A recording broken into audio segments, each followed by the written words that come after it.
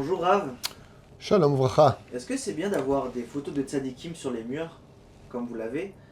Et si oui, est-ce on peut les jeter à la poubelle ou on doit les mettre à la gnisa? C'est une bonne question qui a d'ailleurs fait un sujet assez important. Est-ce qu'il n'y aurait pas un peu d'idolâtrie le fait de posséder des photos de nos tzadikim? Shura Tartona, réponse finale, Badaï Shelo. On pourra d'ailleurs constater que chez beaucoup de grands d'Israël, il y a de grandes photos de tzadikim qui ornent leurs murs parce que Ayotse minata or taor ou, Vayotse minatame tameu, ce qui sort de quelqu'un de positif, de saint, eh bien, c'est toujours saint. Ce qui sort de l'impureté donne de l'impureté. Ainsi donc, il n'y a aucun problème d'avoir des photos de tzadikim. Ceci étant, il n'y a pas de kedusha, il n'y a pas de sainteté à proprement dit vis-à-vis de la photo. Ce qui fait que d'un problème sur un domaine technique. Est-ce qu'on aurait besoin, si je devais, par exemple, retirer une photo d'un tzadik, est-ce que j'aurais le droit de la mettre à la poubelle?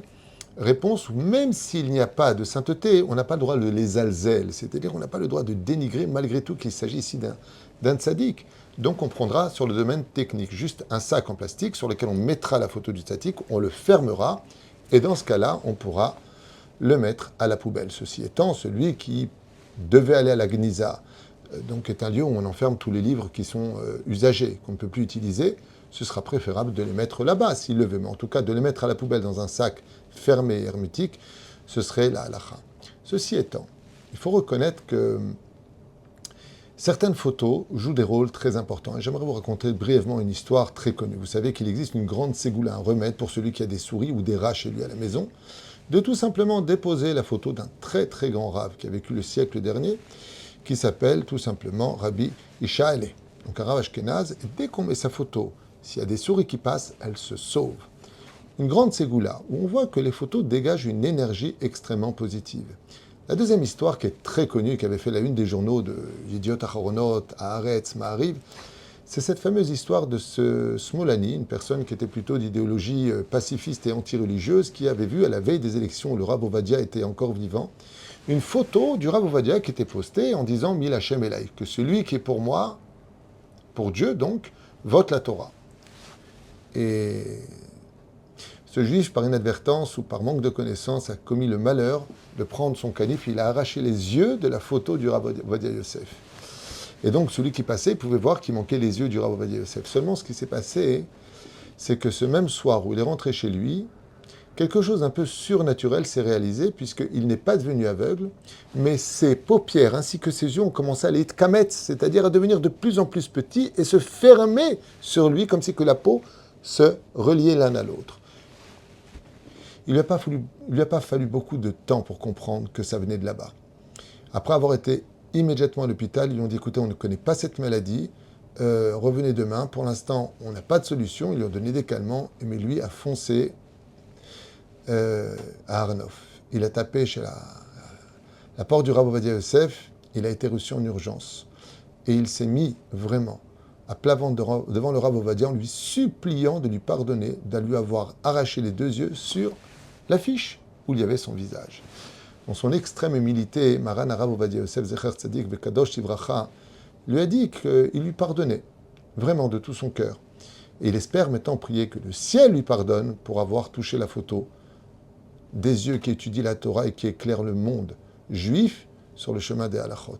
Et la reine qui est au misé, il a retrouvé la vue et a fait une totale teshuva après cet événement-là. J'ai un ami qui me raconte comme ça qu'il avait la photo d'un tzaddik, je crois que c'était le Ben Ishraï, qui était dans sa chambre, et qu'à un moment, malheureusement, en tant que garçon, un petit peu influencé par les réseaux sociaux et autres, il a voulu fauter avec la Brit Mila. Et il m'a raconté que, alors c'était peut-être une illusion d'optique, mais il m'a raconté que la photo du tzaddik, qui regardait d'un côté, d'un coup, alors qu'elle est toujours en face de son lit, il n'y a jamais de changement plus que ça, la regardait droit dans les yeux en le mettant en garde. Et il m'a raconté qu'il a évité de fauter parce qu'il avait l'impression que cette photo d'un coup était devenue vivante. Alors c'est vrai que quand on a une photo avec un regard, quand on va à droite, on a l'impression qu'il nous suit, quand on va à gauche, on a l'impression qu'il nous suit. C'est ce que je lui ai dit. Il m'a dit, oui, mais pas quand il te regarde droit dans les yeux et que tu sens qu'il y a un changement. Alors ça veut pas dire que les photos sont vivantes. Une photo, c'est une photo, il ne faut pas devenir fou. Mais la photo d'un tzaddik dégage une influence extrêmement positif. J'aimerais juste finir avec une histoire qui est arrivée avec un enfant de la communauté qui est aujourd'hui devenu un petit ami Tracham sympathique que j'ai eu le mérite de rentrer en yeshiva et qui, la nuit, avait beaucoup de choses qui n'allaient pas. Alors, après avoir parlé avec son père, je suis monté dans la chambre de ce garçon et j'ai observé qu'il y avait des photos de Walt Disney, toutes sortes de figurines, de dessins animés, les mini M, et je lui ai demandé de les retirer, de repeindre la chambre et d'y mettre des photos de tzadikim.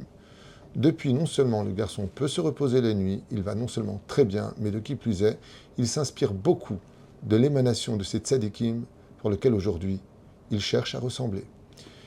Donc non seulement il n'y a pas d'interdit, mais ça peut être très positif, même s'il y en a qui disent qu'il n'y a pas besoin d'avoir cela. Ce qui serait dommage par contre, c'est de s'attacher à la photo d'un tzadik au lieu d'étudier ce qu'il a écrit. Ça va avoir été quelque chose de très important. Donc au moins, si tu as la photo d'un tzaddik, et au moins ces livres pour les étudier, c'est beaucoup plus important et beaucoup plus enrichissant. Voilà, c'était pour répondre à ta question de tzaddik. Merci beaucoup, Rav.